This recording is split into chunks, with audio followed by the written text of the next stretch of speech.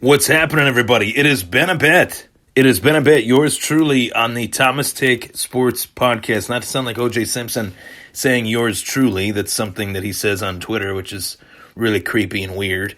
So I don't know why I said that. But Ryan Thomas here live on the Thomas Take Sports Podcast, recapping the first round of the NFL Draft, diving into every pick in the first round, every pick not made by the Buffalo Bills. Unfortunately, not made by the Buffalo Bills, but fortunately, because they did get Stephon Diggs out of that trade in Minnesota. So, folks, also want to remind you that I have been recording a recent new podcast that has kept me very busy, and I'm very excited to dive into this project. It is the Crowd Assist podcast presented by Trainwreck Sports, joined each week by my co-host Kevin Massari. We'll have guests along the way, but thus far it has just been Kevin and myself diving into all things Buffalo Bills football.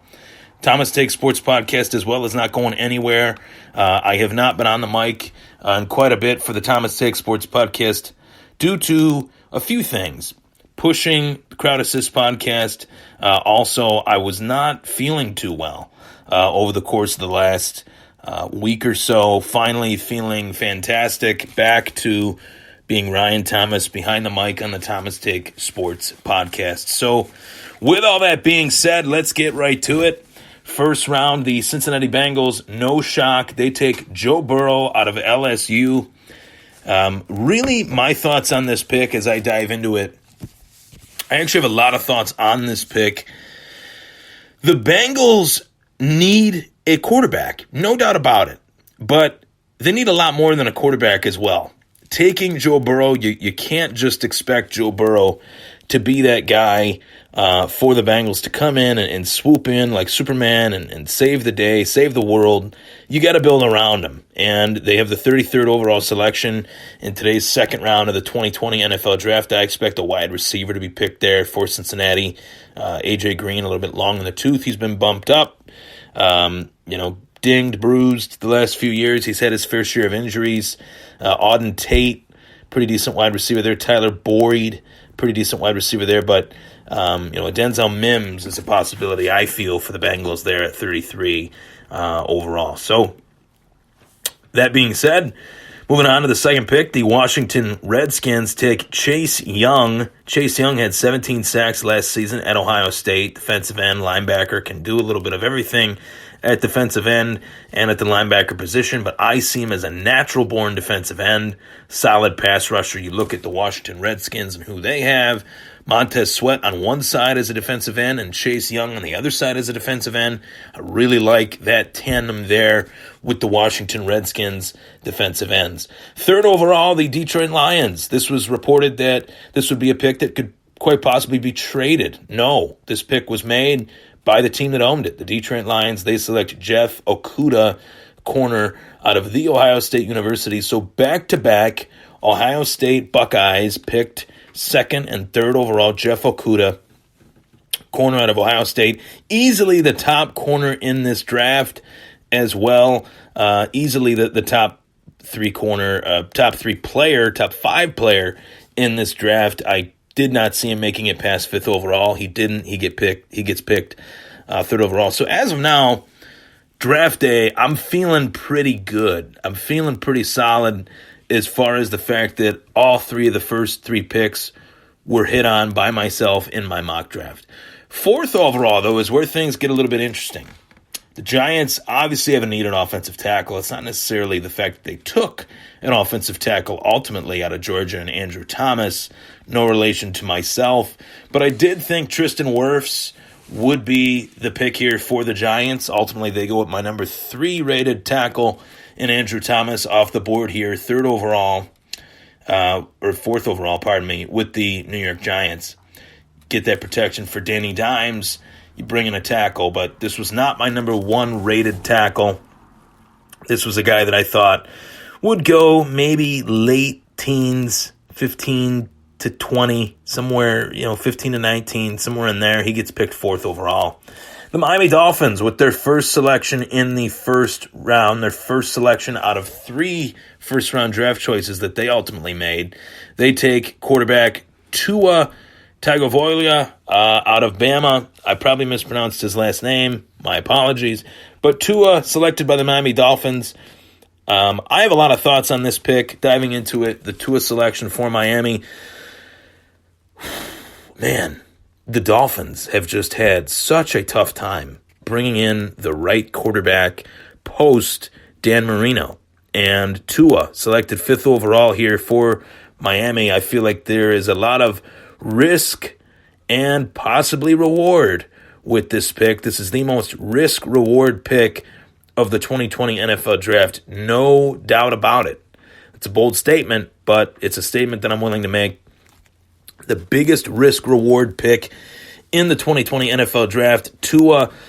Miami, it's no shock to me that Miami picked this player, but the fact that Miami taking a chance on Tua at 5, I feel that this is a day and age where you need a quarterback that can come in and take over. But with this roster in shambles on the offensive side of the ball for the Miami Dolphins, if the Miami Dolphins sabotage Tua and put him out there too early, he's going to get eaten alive behind one of the worst offensive lines in football in Miami. They added to that offensive line later on. We'll dive into that. But Tua, the pick here, Josh Rosen, that sweepstakes reopens. I feel like Josh Rosen, quarterback that Miami traded for last season, will once again be traded and go for even less of a return. So you have Tua, you have Fitz. Throw Fitz out there. Throw him to the Wolves. Feast or famine for Ryan Fitzpatrick, the vet. Another year under Chan Gailey as his offensive coordinator in his career. Former head coach in his career. Former offensive coordinator in his career with the Bills and Jets. Chan Gailey back in the fold. Tua, a solid college quarterback, no doubt about it, prior to his injury. Or injuries, I should say. But when I look at this pick, I see it as a big risk-reward pick.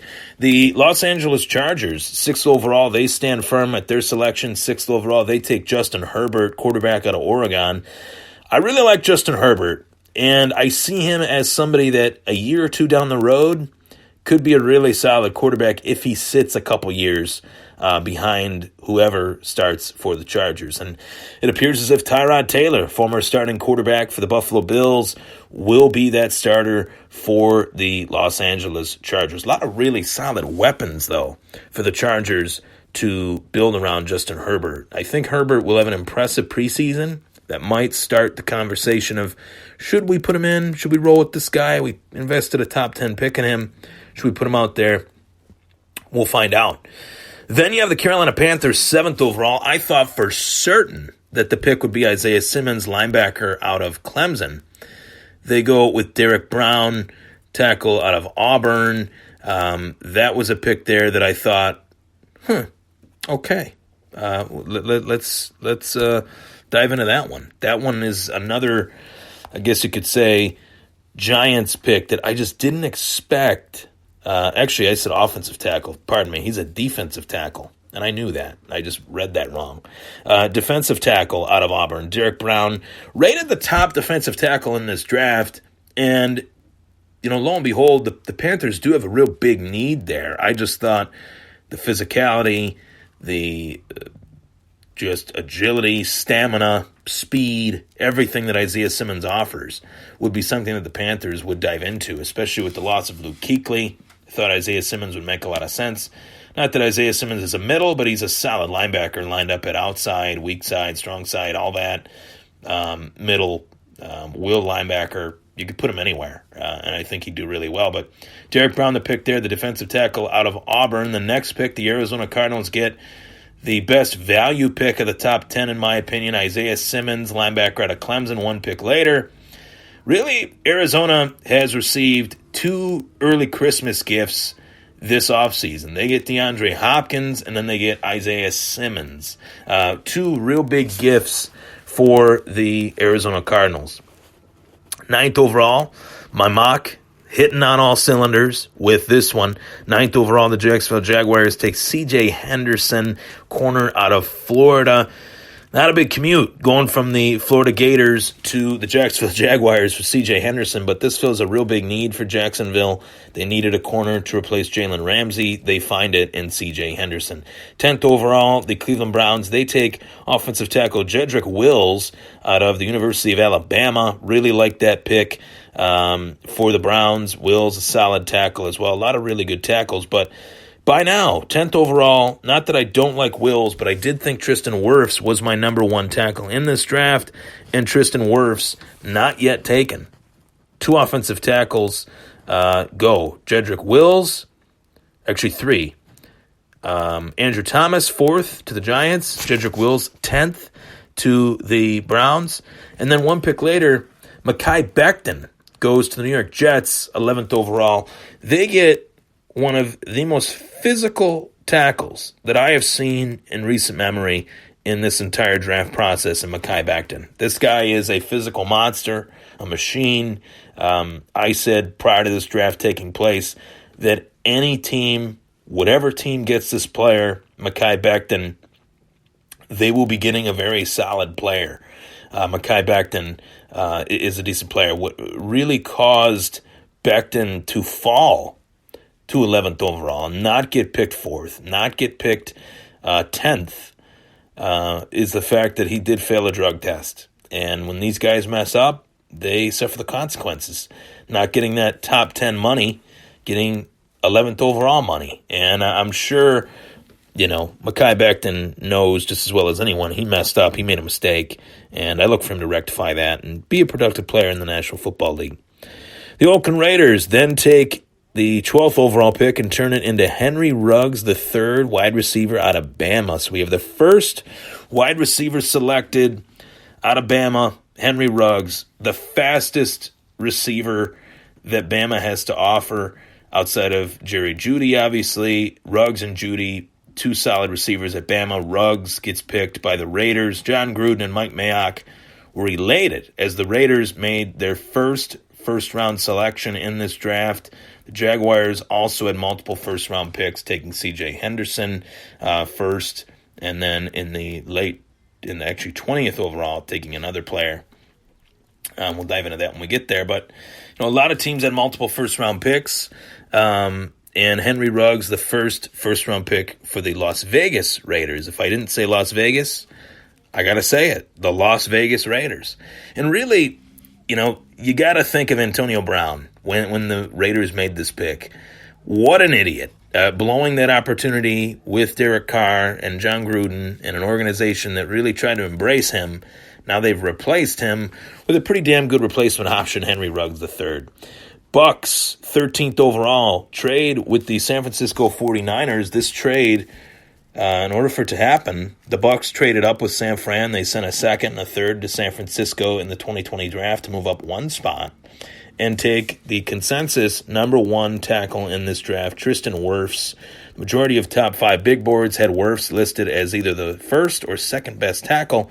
He gets picked as the 3rd best tackle in this draft, being that Jedrick Wills goes to Cleveland, Mekhi Becton goes to the Jets, 10th and 11th overall, and then Tristan Wirfs acquired by the Tampa Bay Buccaneers. Who has had a better offseason than Tampa Bay? Scratch that. Who has had a more notable offseason than the Tampa Bay Buccaneers in recent memory? I can't come up with a team. You bring in 2 Hall of Famers, Tom Brady, Rob Gronkowski, and then you bring in someone to protect Tom Brady, Tristan Wirfs. Tristan Wirfs, actually, TB12 method aside, might extend the career of Tom Brady even more. I would not be shocked at this point, no exaggeration, if Tom Brady played until he was 45, 46 years old. This is just unreal. Tristan Wirfs, taken by the Tampa Bay Buccaneers. 14th overall, after the 49ers traded down a spot, they take Javon Kinlaw out of South Carolina. I thought the pick here would be CeeDee Lamb or Jerry Jeudy. But the Niners add on to their defense. They take defensive tackle Javon Kinlaw.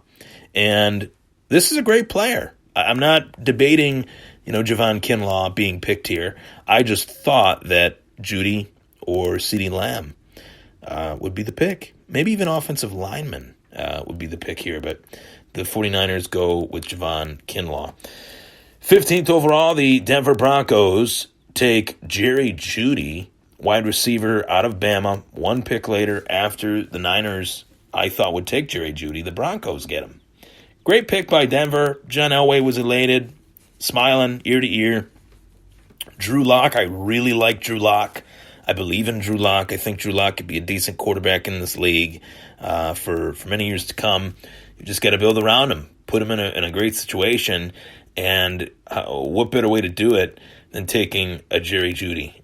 Really phenomenal route runner, great separation, very physical, someone that I really like in this draft. 16th overall, the Atlanta Falcons take corner A.J. Terrell, I should say.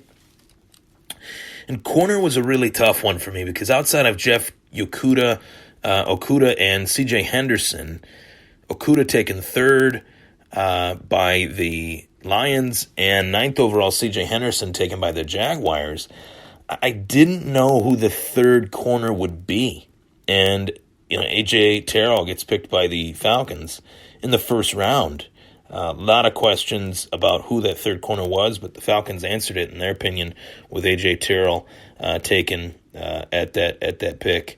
Cowboys, 17th overall. This is where things get really interesting. Ideally, in the draft, the way I pictured it, I had all three wide receivers gone. The big three wide receivers gone by the time the Dallas Cowboys made their selection, with CeeDee Lamb, Jerry Jeudy, and Henry Ruggs all being picked, and CeeDee Lamb still available for the Dallas Cowboys. My number one receiver in a loaded top three between those three receivers, a loaded wide receiver class, a lot of really good wide receivers. Couldn't really hunker down who that one great one was, but really the guy that jumped out at me the most was CeeDee Lamb, which made me put him at my number one wide receiver spot. CeeDee Lamb picked 17th overall by the Dallas Cowboys, University of Oklahoma. Wow. CeeDee Lamb with Michael Gallup, with Mari Cooper. Wow. That's a solid 1, 2, 3 right there. The real question is whether Dak Prescott will sign that franchise tag, that franchise tender that he was hit with by Dallas. The huge question mark as to whether he will be hit with that, as to whether he will sign that. So right now you got all those receivers, but you don't know who's going to be throwing them the ball. And it's not a good situation to be in. Maybe Dallas could potentially trade for a quarterback. I think maybe a guy that pops out to me would be Andy Dalton, but a quarterback that really makes sense for me, going to Dallas, free agent, Cam Newton. Just saying, if Dak Prescott doesn't want to get paid the franchise tag, I feel like Cam Newton in Dallas would be a pretty sexy acquisition, to be honest with you. Without, that's the main term that I can think of. But a lot of firepower on that offense. You got a great offensive line, too, to protect Cam Newton. He's joining another great running back, going from Christian McCaffrey to Ezekiel Elliott. I feel like that makes a lot of sense if this Dak Prescott situation continues to take the turn that it is, heading down this trajectory. 18th overall, the Miami Dolphins make their second first-round selection, selecting Austin Jackson, offensive tackle out of USC. Now, this pick was acquired from Pittsburgh in the Minkah Fitzpatrick trade. And right here, I thought that the Dolphins would go with Xavier McKinney, who as of day 2 is still available on most boards, on every board. He's still available to be picked, but is rated atop most boards by these National Football League teams and was still not selected. So Austin Jackson, the pick here, oddly enough, to throw some shade at Miami, not to throw too much shade at Miami, but I really feel like this was not the best draft for a team that had 3 first-round draft picks.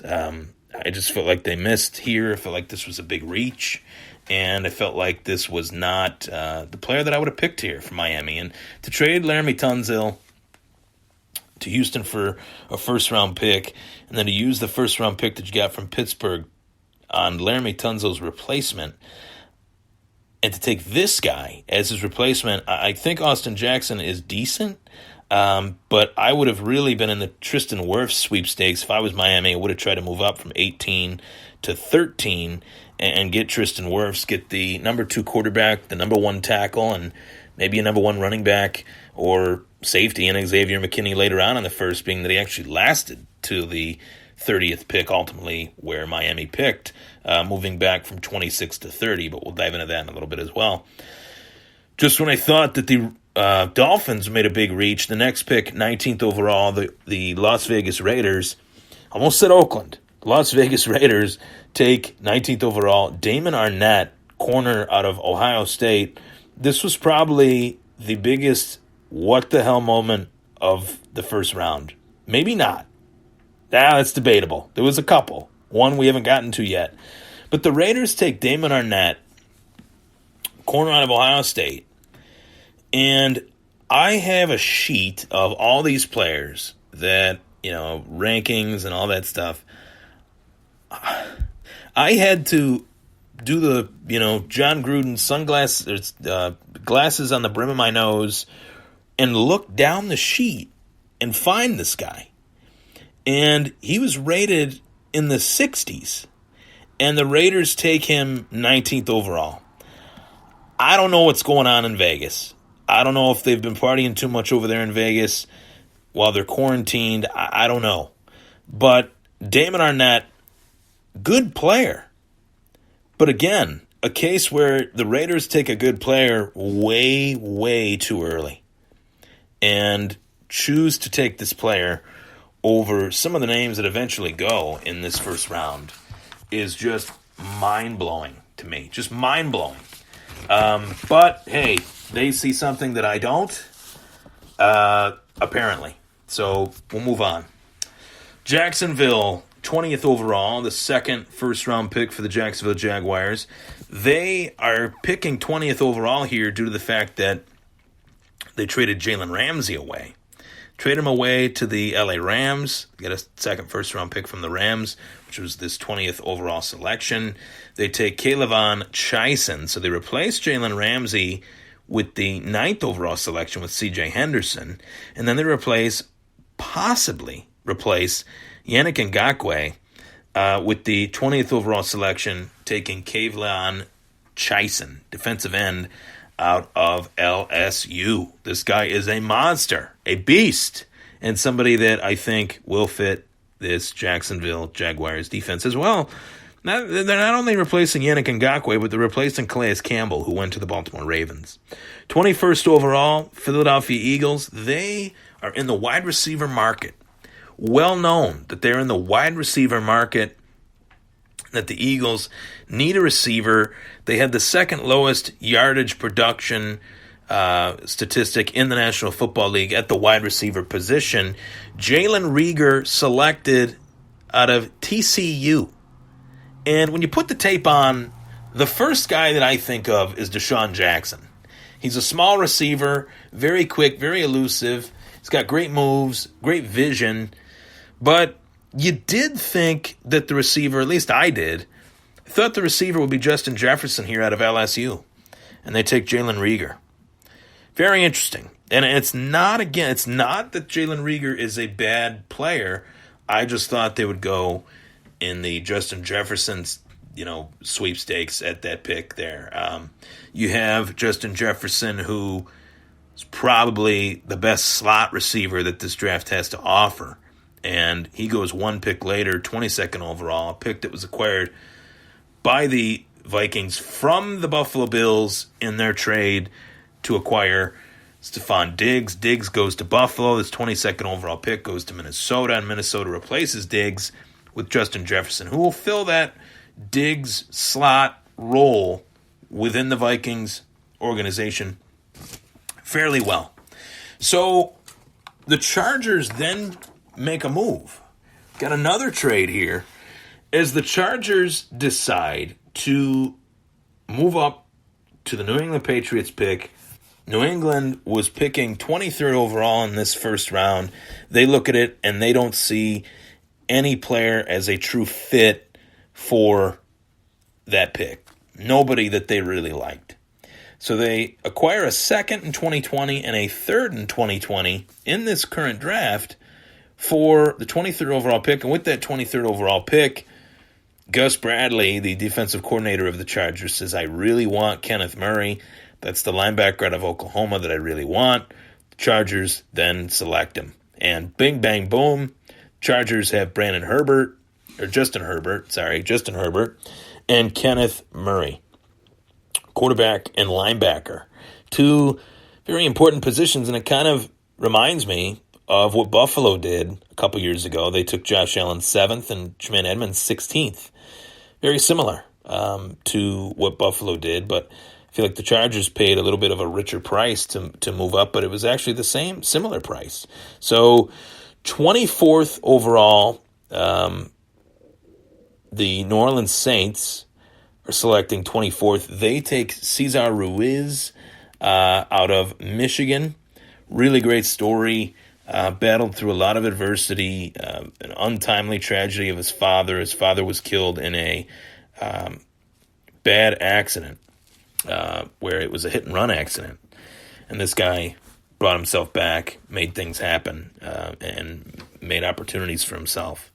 Cannot credit him enough for building through that adversity and going through all of that to make it to where he is. And you see a lot of stories like that.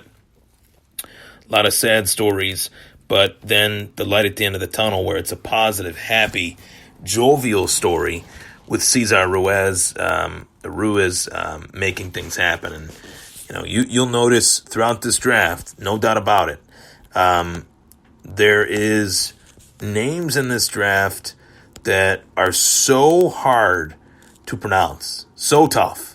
And I went through that on plenty of other shows, and I'm not a name. I am a podcast guy, but name pronunciation is very, very tough for me as we dive into this first round. So a lot to dive into within this first round, and trades that were made. The 25th overall selection, the Niners trade with Minnesota at Minnesota's original pick at 25. And the 49ers acquire the 25th pick for the 31st, 117th, and 176th overall selection to trade up and get into the wide receiver sweepstakes. And they take Brandon Ayuk out of Arizona State. Really solid player. The Niners had a big need at wide receiver. They fulfill it by taking Brandon Ayuk. And the Packers, 26th overall. Let's just dive into it here. The Packers, 26th overall. They send shockwaves throughout the NFL world, moving up to the 26th pick from 30 to take Jordan Love, quarterback out of Utah State, the heir apparent to Aaron Rodgers. And the Packers get the 26th overall pick. They traded it for the 30th and for the 136th pick, and they take Jordan Love. And when I say I was shocked, I was shocked. I know Aaron Rodgers is 36 years old. I know Aaron Rodgers has had his fair share of injuries over the years, but I just didn't see this one coming. And I think a lot of folks would agree with you. The facts are the Green Bay Packers have not drafted a skill position player in the entire Aaron Rodgers era since 2005. They have not, since 2002 actually, with Javon Walker being the only receiver selected by the Green Bay Packers in recent memory in the first round. Unbelievable that the Packers have not drafted a skill position in the Aaron Rodgers era, but then they take Jordan Love to replace him. I think Aaron Rodgers has every right to be a little bit pissed off, and I would not be shocked if we heard rumblings of that. 27th overall, the Seahawks take one of my favorite linebackers in the draft, Jordan Brooks out of Texas Tech. Then the Ravens take another linebacker, Patrick Queen out of LSU. The Titans, 29th overall, then take offensive tackle Isaiah Wilson out of Georgia. And the Dolphins take Noah Igbinoghene out of Auburn. I just didn't feel like the Dolphins had that good of a draft. Felt like it was a little bit not quite there. And I'll dive into that a little bit more. But 31st overall, Jeff Gladney to the Vikings. And 32nd overall, the Chiefs bookend the first round with Clyde Edwards-Helaire. And word on the street is that Andy Reid feels that Clyde Edwards-Helaire is even better than Brian Westbrook was. And if you're putting together an all underrated team, Brian Westbrook is at the top of it. So, biggest reaches in the draft, I felt like the Miami Dolphins, for a team that had 3 first-round draft choices, they just didn't fulfill the needs that I thought that they have. And I just didn't feel like they had that great of a first round for a team that had 3 first-round picks. But a lot to talk about within this first round. I would definitely say Tristan Wirfs going to Tampa Bay is a solid pick. CeeDee Lamb going to the Cowboys at 17th overall is a solid pick as well. Justin Jefferson, 22nd overall, is a solid pick. But the biggest reaches of the draft, no two ways about it. The 3 biggest reaches: 4th overall, Andrew Thomas going to the Giants. 19th overall, Damon Arnett going to the Raiders. I had a 3rd-round grade on him. Green Bay Packers trading up for Jordan Love. And, when I look at Miami having those 3 firsts, I felt like outside of Tua, they mishandled the next 2 firsts, taking Austin Jackson and Noah Igbinoghene. They trade down with the Packers, acquire more picks, but to take a corner, which I didn't see as a real need, I also expected them to move up for Wirfs if he fell, and he did, and they did not. And Tua has major risk. There's major risk taking Tua, and he would have went 1st overall if Joe Burrow didn't exist, and he would have definitely went 1st overall had he not got hurt, but Joe Burrow balled out his senior year at LSU, one of the best seasons that any college quarterback has ever had. And then Tua has his injuries, and he falls to 5th overall, and the Miami Dolphins end up taking him anyway. You cannot, and I repeat, for the Miami Dolphins fans out there, you cannot put Tua out there on an island all by himself behind that terrible offensive line. He will get hurt, and this pick will go up in smoke.